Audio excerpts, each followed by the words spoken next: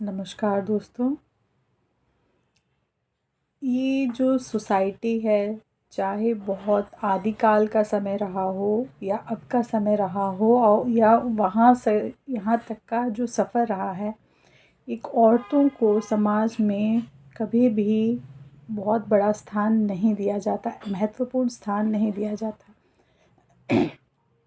आपने शुरुआत से लेकर के अभी तक हिस्ट्री में थोड़ी बहुत कहानियाँ पढ़ी हैं, जिसमें आपको एक्सेप्शन में एक आध केस ऐसे मिल जाते हैं जहाँ पे औरतें रानियाँ बनाई गई हों या उनका कोई महत्वपूर्ण किरदार रहा हो।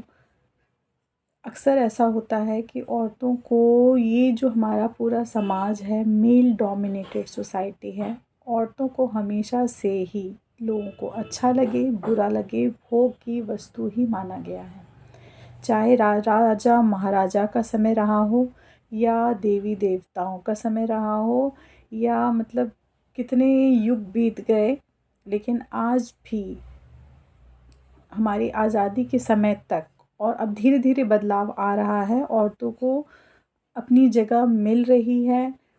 औरतें घर से निकल कर के नौकरियों पे जा रही हैं, अपना घर भी संभाल रही हैं, बाहर का अपने ऑफिस में भी काम करती हैं, कई तरीके के रोज़गार में वो लगी हुई हैं।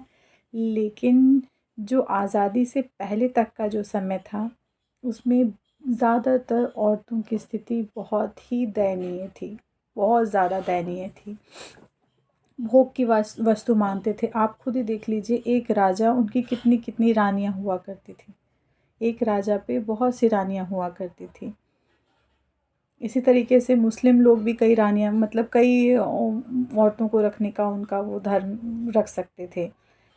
लेकिन जब हमारा देश आज़ाद हुआ है, आज़ादी के बाद में औरतों को बहुत तरीके के राइट मिले हैं, बहुत तरीके के अधिकार मिले हैं, आगे बढ़ने का उनको मौका मिला है। पहले आज़ादी से पहले राजा महाराजाओं के समय की बात कर रही हूँ। औरतें घर में रहा करती थीं, लड़कियां घर में रहा करती थीं और घर में ही ज़्यादातर शिक्षा ली जाती थी।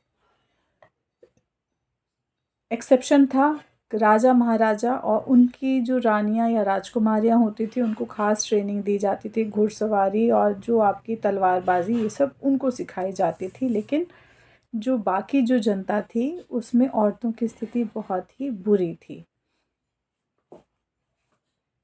तब के समय में और अब के समय में बहुत बदलाव आ चुका है। लड़कियां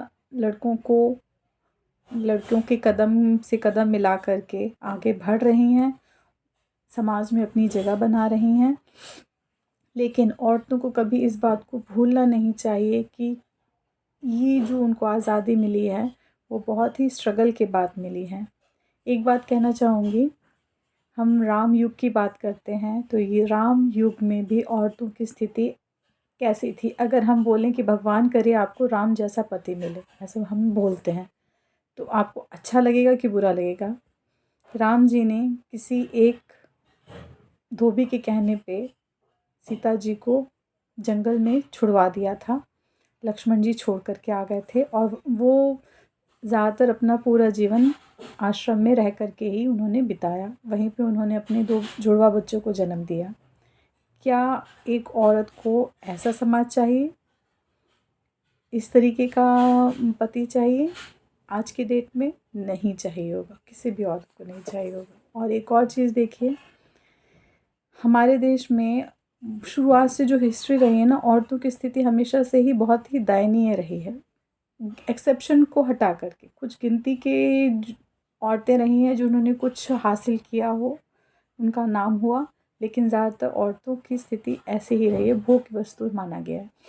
बाहर से हमारे देश में आर्यन आए, बाहर से मुग़ल आए, बाहर से ब्रिटिश आए, बाहर से बहुत सारे मतलब अलग-अलग देशों से लोग आए, यहाँ आकर के वो बसे। एक चीज़ कभी सोची है आपने?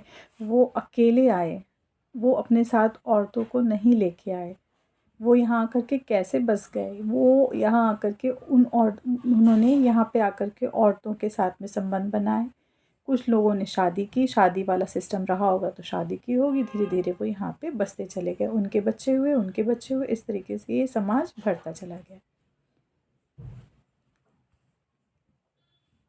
अपनी आज़ादी बना के रखना है तो अपनी आज़ादी के महत्व को समझिए कि ये डेमोक्रेसी औरतों को भी बड़े मुश्किल से प्राप्त हुई है, कहीं हाथ से निकल ना जाए।